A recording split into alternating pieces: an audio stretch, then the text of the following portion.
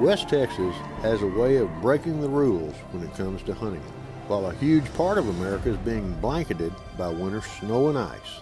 The Rocking Chair Ranch sits under a wall of storm clouds.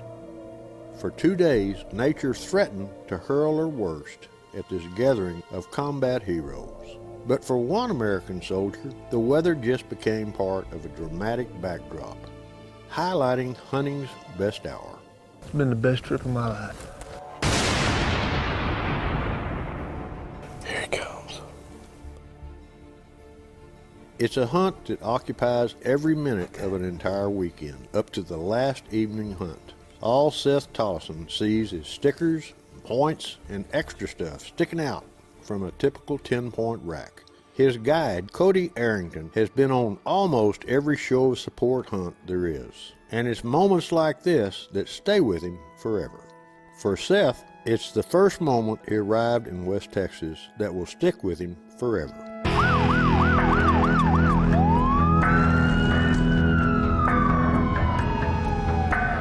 Everywhere we went, we were escorted by police. And I don't mean just a couple guys, 2 in the front, 2 in the back. I mean sirens going, roads were shut down just to let us pass.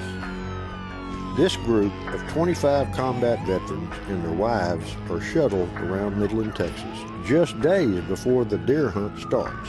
For Seth Tolleson, the reception and enthusiasm found in West Texas is mind-boggling. It seems every deputy and police officer are in this patriotic convoy that never seems to let up. If you were going to rob a bank in Midland, that was the time to do it. How is everybody this morning? This morning, guys, we're going to have our trucks come around the bottom, down the portico, so everybody can load up in the vehicles. It's Friday morning. You think, well, this trip just can't get no better, and that's where I stand much corrected.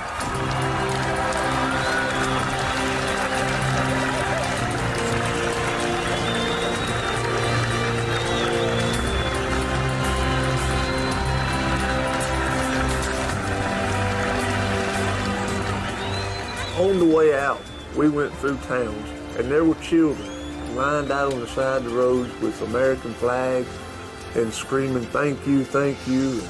I'm not an emotional person. I'm really not.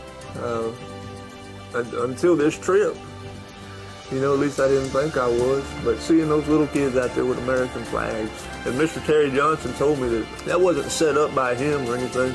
The schools called and actually requested to do that. Seth Tolleson was raised not far from here in West Texas.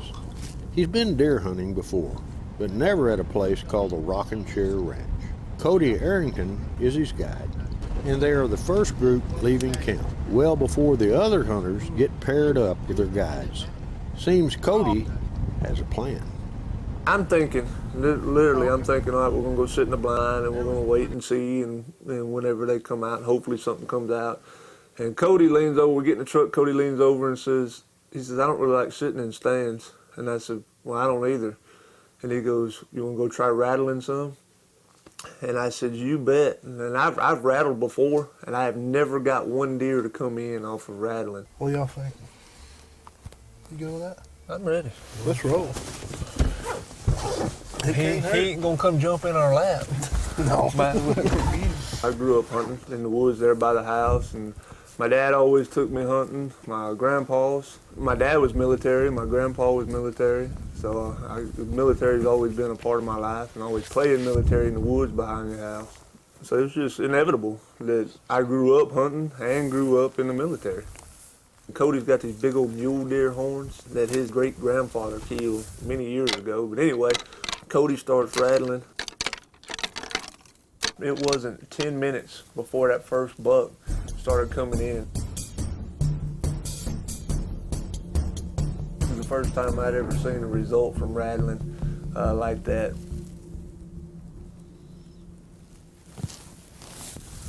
They don't sit still long. I mean, it doesn't take them long. There's no corn. There's no food there. They're coming to a noise. They're coming to see a fight. In the blink of an eye, another buck bursts from the brush, and Cody tries to stop this one for a shot. or at least a better look. This buck never breaks his pace and finally gets lost in the mesquites. All right, that was a good one. That's a 5.5. That's what we're looking for. He's already got our wind, so let's roll on. Try to find another one. You bet. Let's go, Dan. That was awesome. Those three of them rolled in. That was awesome. Dang, I'm not used to looking at people like you. Let's go, bub. That's the first time you ever rattled in, isn't it? Yeah, I rattled, but I ain't never had any. That's the first time I ever got results from it. It's enough to get Seth Tolleson excited about this whitetail hunt at the Rocking Chair Ranch. At 6'7", he's almost tall enough to see over the mesquites in these rolling plains. And that's something that could come in handy as Show of Support Hunt for Heroes continues. Stay with us. We're not politically correct, we just have common sense. Unscripted, unfiltered, unfaltering. Show of Support's Hunt for Heroes offers tributes and true stories of remarkable courage. If these terrorists could come in your bedroom and kill you, your wife, and your kids, and that's what these men are fighting to protect us from, these murdering idiots, and they're taking them out so that we don't have to deal with them over here. Show of Support started it all just after the shock and awe bound a nation together. Now, years of footage portraying wounded veterans, deer stands, and standing ovations. Hunt for Heroes, that started as one man's way to say thanks, is now a series that many say is way overdue.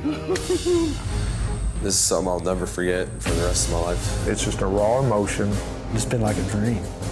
It really has. We still have 40,000 injured troops. It's going to take a while to get around all of them, but there's no quitting. It'll never stop as long as I'm breathing.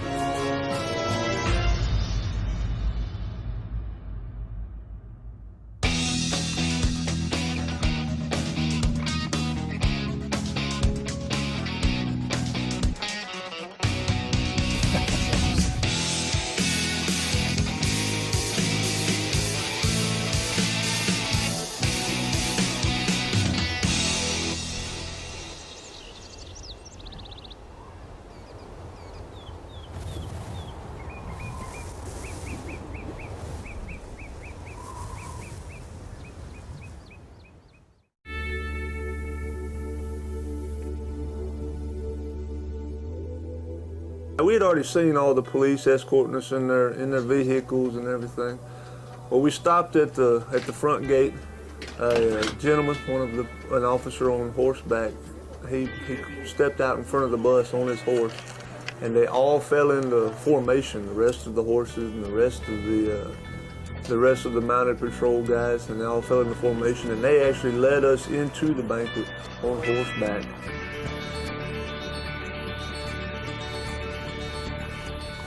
It goes without saying, this is a deer hunt that has a most unlikely beginning. An entire city turns its attention to a convoy of combat veterans and their wives, each one touched by the gesture in different ways.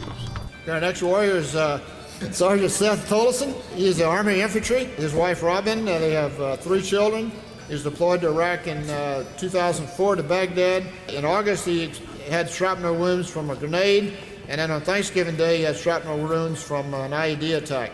The Show of Support banquet is a way that a couple of thousand people can hear the story and show their appreciation, West Texas style, to this American hero, Seth Tolleson, and his wife, Robin. This community knows what it means to serve. It's awesome. It's outstanding. I'm not an emotional guy by any means, but I had to hold back a few tears then just for the sheer fact that there are still people out there that support us. It still hadn't set in what was yet to come. It was an overwhelming feeling. It really, the whole thing has been overwhelming.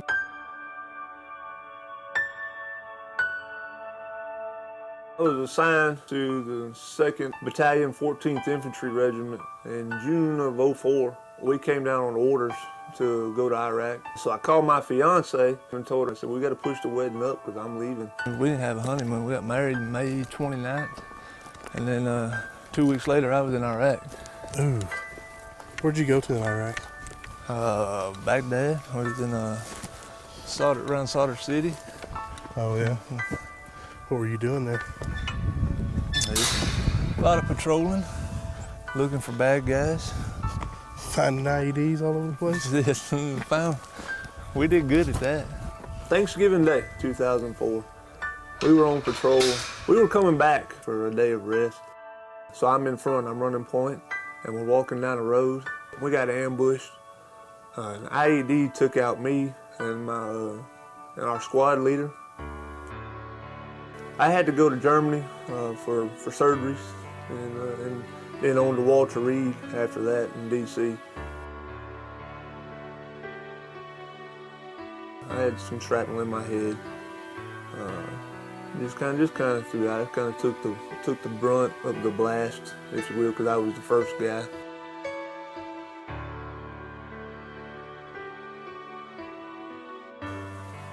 I'm not the boy that left to go to war, and my mom picked up on it. You know, I'm not her little boy that she used to know, and all that, versus the man that came back from the war.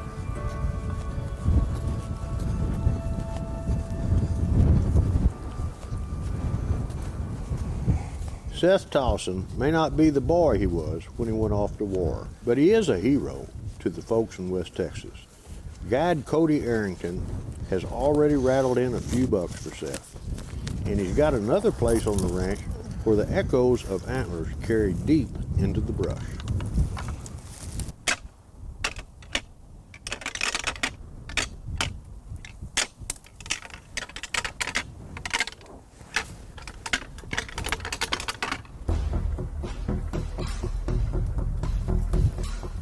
Seth knows immediately this is not a shooter, but there's something about horn rattling that triggers the adrenaline, no matter the size or age of the deer.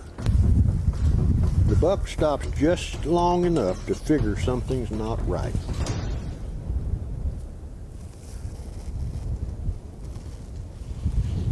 We just got to be in the right spot at the right time. I mean, the wind's blowing, but they can hear it. It's loud. See that windmill right over there? Uh-huh. Sitting on top of that hill one day, we were looking down and I was rattling, and I could see deer right down in here. I could see 2 bucks right here, and I was at that windmill, and I hit the horns. They both looked up and come running. I mean, that's over 1,000 yards away. They can hear it, they just ain't here. Yeah, they just ain't here right now, are they? They ain't here to hear it. Well, just keep plugging on. We'll find another spot and do it again. Cody and Seth have more ground to cover as Show of Support Hunt for Heroes continues. Stay with us.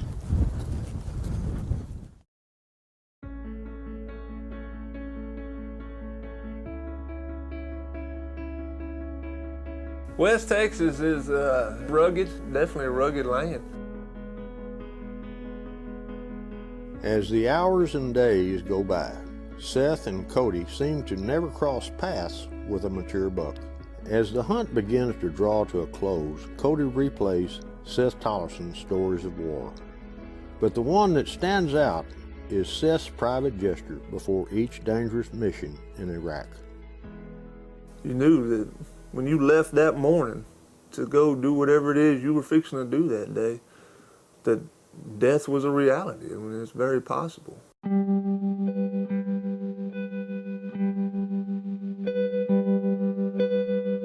I kept a letter to my wife in my pocket, just in case that, that mission be my very last mission on this earth. I kept it for her. That way she would have something that I had wrote to her, or my last words. And it was just telling her how much I love her, that I will see her again. She didn't have to hurry to come to get there to me by any means, but rest assured I would see her again, that I loved her, and that I would always think about her. And I told her some stuff in that letter to be sure and tell my mama and my family, just in case you didn't come back. I remember also, not only, I remember writing it, and I remember all that, but I also remember throwing it away. After I got hit and knew I was being sent to Germany, I pulled that letter out of my pocket and threw it in the trash. And it was in Germany. That's when I threw it in the trash. I tore it up and all that. There was no need for it at that point. I was coming home.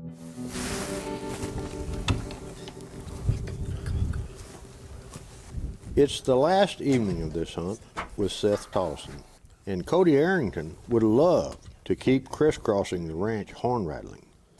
But with a storm coming in, he decides they should hunker down in a deer blind in a low area out of the wind.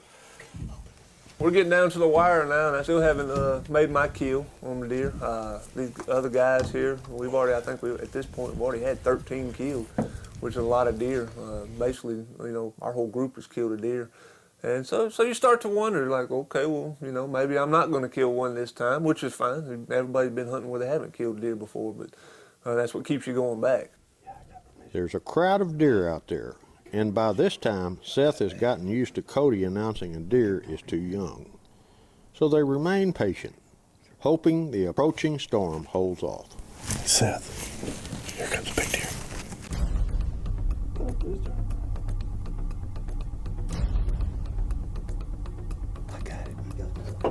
When Cody gave me the green light, it's game time. So I was able to grab my rifle and let's go to work.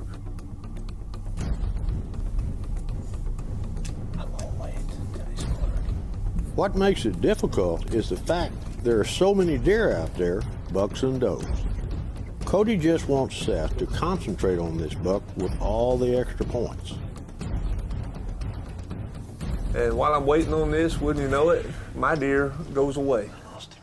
He's just checking that doe. He'll come back.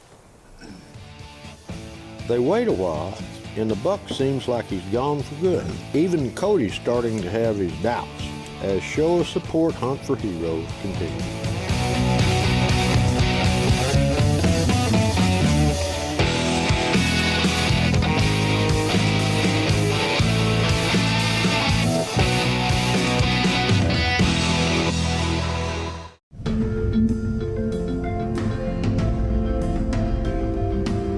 Combat veteran Seth Tolleson has put in the miles on this hunting trip and wound up in the hunting blind with a violent thunderstorm headed their way. He had his crosshairs on a great buck with all kinds of stickers and kickers until the buck chased a doe out of view.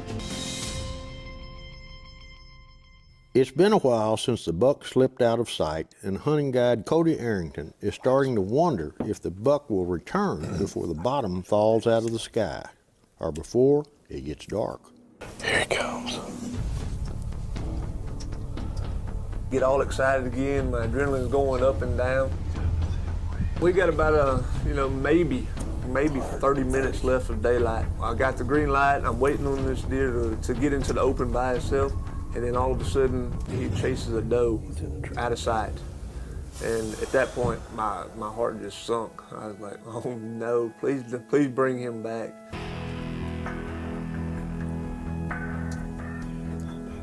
We were running out of time. The wind has picked up, the clouds are there, it starts lightning. It's fixing to rain any minute, which is making it worse. So I'm waiting on a shot for my deer to get by itself, all the other deer to get clear from him. I'm watching him come in, and I'm thinking, all right, I'm giving a second chance here. So let's just hope everything works out. And by this time, it's the light's even lower because now it's done gotten darker.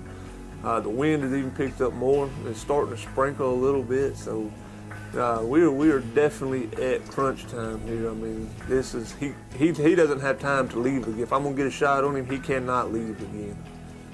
He's got to stay in the area, and all the other deer around him have got to be out of the way. Deer gets broadside to me. He's by himself. Busting. Squeeze him.